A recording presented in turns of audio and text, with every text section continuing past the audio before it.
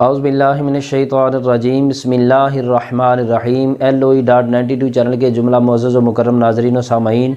السلام علیکم ورحمۃ اللہ وبرکاتہ۔ ناظرین گرامی، جیسا کہ آپ جانتے ہیں کہ اللہ رب العزت کے پیارے محبوب نبی مکرم رسول محتشم شفیع معظم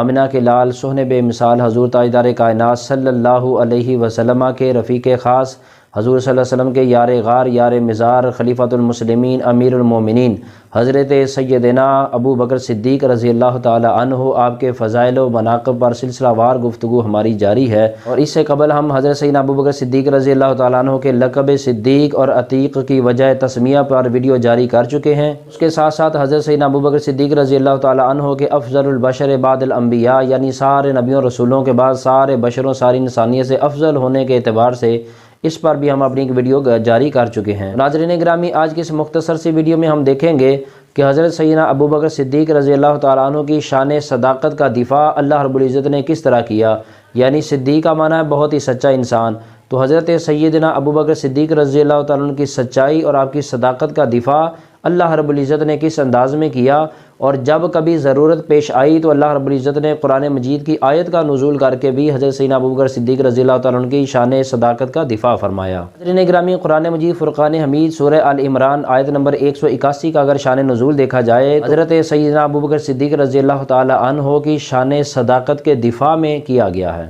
تو ناظرین گرامی، واقعہ کچھ اس طرح ہے کہ یہود کا ایک قبیلہ تھا بنی قینقاع۔ اس قبیلہ بنی قینقاع کی طرف اللہ کے نبی صلی اللہ علیہ وسلم نے اپنا ایک مکتوب یعنی ایک خط دے کر حضرت سیدنا ابو بکر صدیق رضی اللہ تعالیٰ عنہ کو بھیجا بطور سفیر۔ حضرت سیدنا ابو بکر صدیق رضی اللہ تعالیٰ عنہ حضور صلی اللہ علیہ وسلم کا وہ مکتوب مبارک یعنی خط مبارک لے کر یہود کے قبیلہ بنی قینقاع کی طرف تشریف لے جاتے ہیں۔ تو اس مکتوب یعنی اس خط کے اندر اللہ کے پیارے محبوب صلی اللہ علیہ وسلم نے اس یہود کے قبیلہ بنی قینقاع کے لوگوں کو دعوت اسلام دی، اور ساتھ ہی ساتھ یہ بھی حکم دیا کہ تم لوگ اسلام کو قبول کرو اور نماز ادا کرو اور زکوٰۃ دو۔ تو اس کے ساتھ ساتھ اس مکتوب میں یعنی اس خط میں یہ بھی تحریر تھا کہ ان یقرضوا اللہ قرضا حسنا، یعنی کہ نیکی کے کام میں، بھلائی کے کام میں اور خیر کے کام میں راہ خدا پر اپنا مال خرچ کرو۔ ناظرین گرامی، قبیلہ بنی قینقاع کے یہودیوں نے جب اللہ کے نبی صلی اللہ علیہ وسلم کا وہ مکتوب پڑھا تو اس میں واضح طور پر ان کو دعوت اسلام دی گئی، اور اس کے ساتھ ساتھ نماز ادا کرنے، زکوٰۃ دینے کا حکم تھا، اور ساتھ ہی ساتھ اللہ کے راستے میں اپنا مال و دولت خرچ کرنے کا بھی حکم دیا گیا تھا، ترغیب دی گئی تھی۔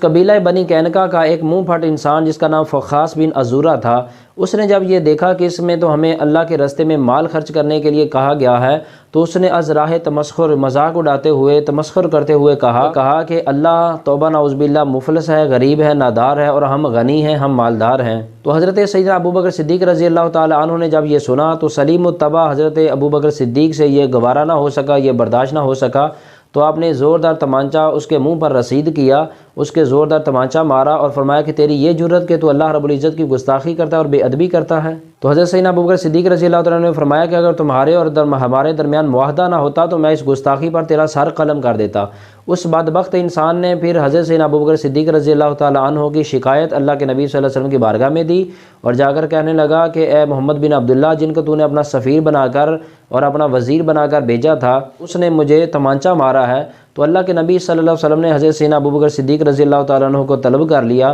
اور حضرت سیدنا صدیق اکبر رضی اللہ تعالیٰ عنہ نے سارا ماجرا حضور صلی اللہ علیہ وسلم کے سامنے بیان کر دیا۔ اب وہ بدبخت فخاص بن عزورہ اپنی بات سے مکر گیا، انکار کر گیا، اور جھوٹے گواہ بھی اس نے پیش کر دیے، اور اللہ کے نبی صلی اللہ علیہ وسلم کی بارگاہ میں کہتا ہے کہ یہ دونوں لوگ میرے گواہ ہیں، میں نے ایسی کوئی بات نہیں کہی۔ جبکہ سیدنا صدیق اکبر رضی اللہ تعالیٰ عنہ عرض کرتے ہیں کہ یا رسول اللہ صلی اللہ علیہ وسلم نے اس نے بات یہ کہی ہے۔ تو اب ظاہری سی بات ہے، اللہ کے محبوب صلی اللہ علیہ وسلم اس بات کو جانتے ہیں کہ ابو بکر کی وہ شخصیت ہے کہ جس کی صداقت اور جس کی سچائی اور جس کے سچے ہونے پر اللہ رب العزت گواہیاں پیش کرتا ہے۔ تو اب اس وقت اللہ کے نبی صلی اللہ علیہ وسلم نے معاملہ عدل کا تھا، معاملہ انصاف کا تھا، اور تقاضا اور معیار عدل پورا کرنا تھا۔ تو اس لیے اللہ کے نبی صلی اللہ علیہ وسلم نے فرمایا کہ ابو بکر، اس نے اپنے دو گواہ پیش کیے ہیں، کیا تیرے پاس بھی کوئی ایسا گواہ موجود ہے؟ تو حضرت سیدنا ابو بکر صدیق رضی اللہ تعالیٰ عنہ اس بات پر پریشان ہوئے کہ میں اس پر کون سے گواہ پیش کروں گا۔ بس ادھر حضرت سیدنا ابو بکر صدیق رضی اللہ تعالیٰ عنہ بھی اسی سوچ و بچار میں تھے کہ اللہ رب العزت نے حضرت جبریل امین علیہ الصلوۃ والسلام کو بارگاہ رسالت میں بھیجا۔ حضرت جبریل امین علیہ الصلوۃ والسلام نے اللہ رب العزت کا سلام پیش کیا،